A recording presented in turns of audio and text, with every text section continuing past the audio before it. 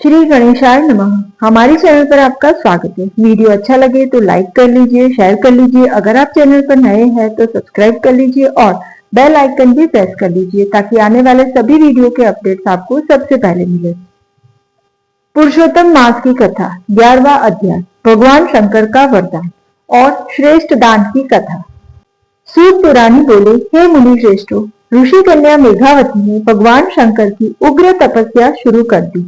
सूर्य ग्रीष्म ऋतु में आते ही 5 अग्नियों के बीच में बैठती, हेमंत ऋतु में शीतल जल में बैठती, सिर्फ पानी के बाहर अपना मुख रखती, बारिश में जमीन पर दुर्भासन बिछाकर शरीर पर कुछ भी ओढ़े बिना सोती, वह आहार में सिर्फ सुबह शाम धुआं ही लेती। इस तरह उसने 9000 साल तक तप किया। इतनी उग्र तपस्या से भगवान शंकर मेघावती पर प्रसन्न हुए। उन्होंने अपना स्वरूप प्रकट करके मेघावती को दर्शन दिए। मेघावती तप करने से दुर्बल हो गई थी, उसका शरीर कृश हो गया था, फिर भी उसमें शक्ति का संचार हुआ। वह खड़ी हुई और भगवान शंकर की पूजा की और विनय पूर्वक स्तुति करके कहने लगी, हे पार्वतीपति, हे दीनानाथ, हे भोलेनाथ, हे शंभु, आपको नमस्कार हो। सूर्य चंद्र अग्नि रूप त्रिनेत्र वाले, मुंडमाल वाले और सर्प को धारण करने वाले त्रिशूलधारी हे प्रभु, मेरा आपको नमस्कार है।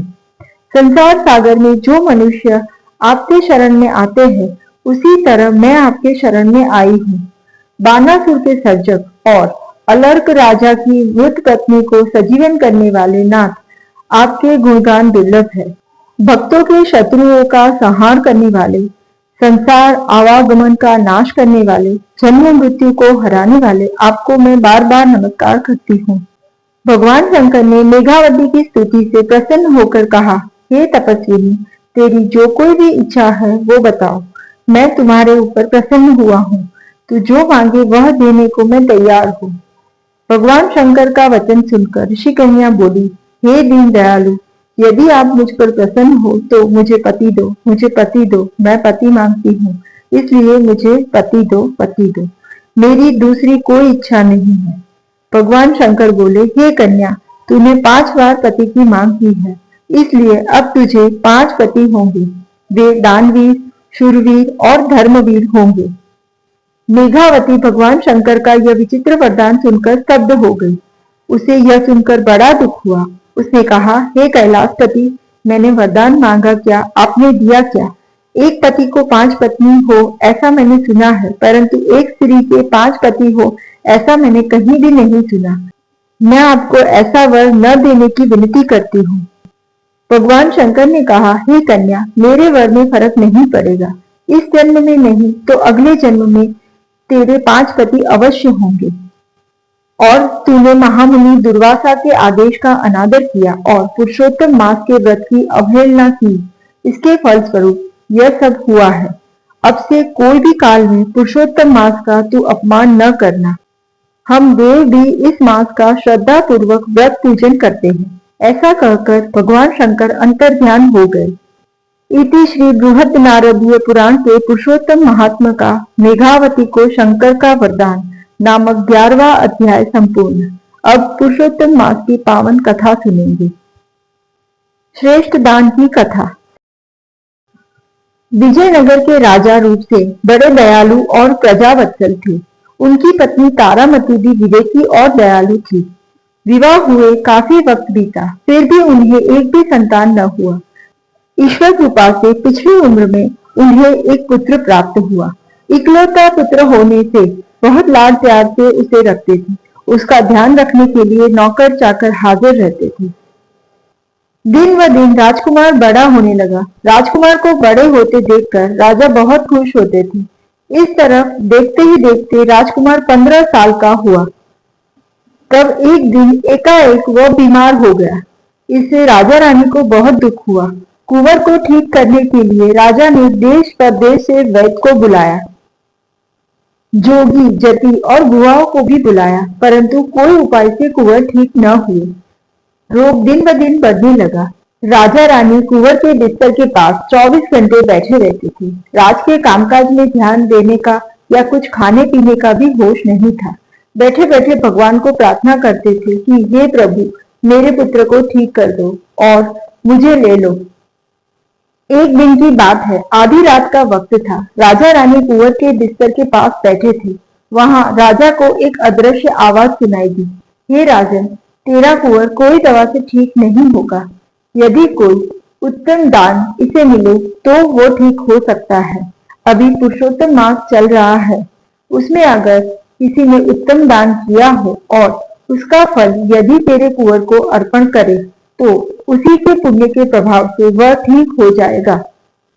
इतना सुनते ही राजा की आंख खुल गई। राजा ने अदृश्य आवाज की बात रानी को बताई। थोड़ी आशा उन दोनों को बंधी। दूसरे दिन राजा ने नगर में ढिंढोरा पिटवाया। जिस किसी ने पुरुषोत्तम मास में श्रेष्ठ दान किया हो उसका फल यदि कुंवर को अर्पण करने आए तो कुंवर का रोग मिट सकता है। इस तरह यह ढिंढोरा सुनकर जिन्हें राज के प्रति भावना और भक्ति हो वह अपना फल देकर राजवंश को बचा लेने का प्रयत्न करे। राजा उसकी कदर करेंगे। नगर में बहुत धर्मनिष्ठ लोग थे, बहुत से दानवीर भी थे। वे सब राजमहल में आने लगे और अपने किए हुए दान का फल कुंवर को देने लगे, लेकिन कुंवर आंखें खोलता ही नहीं। राजा रानी निराश हो गए। सोचने लगे उत्तम दान किसे कहना। ऐसे 2 दिन बीत गए। कुंवर की बीमारी बढ़ने लगी। कुंवर अब घड़ी 2 घड़ी का मेहमान था। तीसरे दिन एक भिखारी जैसा कृशकाय आदमी महल में आया। उसका दीदार देखकर पहरेगीर ने उसे महल में जाने न दिया। उसने बहुत विनती की, तब जाकर उसे अंदर जाने दिया। राजा को भी उसका भेष और शरीर देखकर सूख चढ़ गई। वह नगर का तैदी था। उसने राजा को प्रणाम करके कहा, महाराजा, मेरे दान के फल कुंवर को देने के लिए आया हूँ। राजा रानी उसके सामने कुतूहल से देख रहे थे। उनको बहुत अचरज हुआ। जिसको पहनने के लिए कपड़े नहीं है, 4 दिन का भूखा लगता है, ऐसे इस गरीब मानव ने दान कहाँ से किया होगा। राजा तो ना कहने वाला था, लेकिन रानी ने इशारे से समझाया कि आंगन में आए हुए का दिल न दुखाया जाए। राजा ने तैली को फल देने के लिए विनती की।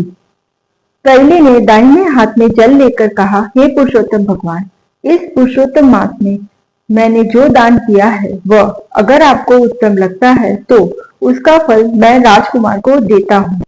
इतना कहकर पानी राजकुमार के मुख पर डालते ही कुंवर ने आंखें खोली और चारों ओर देखने लगा। बाद में रानी के पास पानी मांगा। रानी ने उसे पानी पिलाया।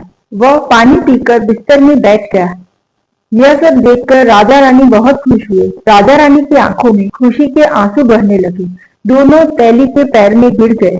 कुंवर भी खड़ा होकर तैली के पैर में गिर गया। राजा ने तैली को दूसरे दिन आने का कहकर रथ में बिठाकर उसके घर पर भेजा। दूसरे दिन जब दरबार इकट्ठा हुआ, राजा ने तैली को अपने पास बिठाया और पूछा, भाई, तेरा दीदार गरीब है, पेट भरकर खाना भी नहीं मिलता हो, ऐसी तेरी काया है, फिर भी तूने ऐसा कौन सा उत्तम दान किया है, वह तू हम सभी को बता।